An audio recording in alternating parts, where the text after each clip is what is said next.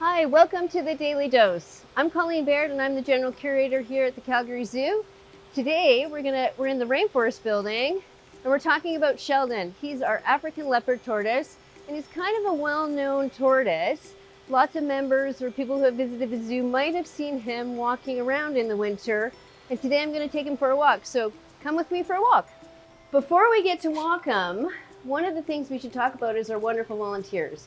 They are volunteering to take Sheldon for a walk almost on a regular basis, where they would come in, get him out of the back of house area and bring him on the pathway for a stroll.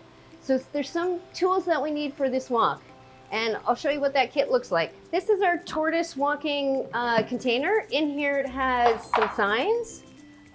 Please don't feed or touch the tortoise. And then we have a backpack. And in this backpack, we have a couple different things. We have paper towels, we have baggies. There's also a spray that we use in case he ends up having a defecation on the pathway. We can clean that up. To pick Sheldon up, we always use two hands. You gotta have a firm grip on him. He's about 7.5 kilograms, so he's not too heavy, but he definitely has a bit of weight to him. We're gonna put him down on the path and see where he decides to go. So Sheldon, being an African leopard tortoise, he has a black and cream colored shell.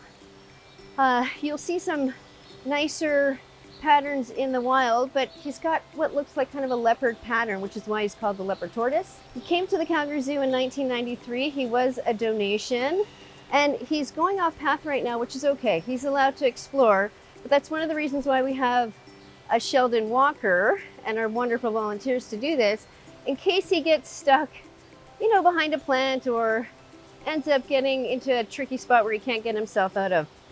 Now, it might seem that he can't handle rough terrain, but he certainly can. He can move. He's got claws that can help grip, and he knows how to carry that big shell around.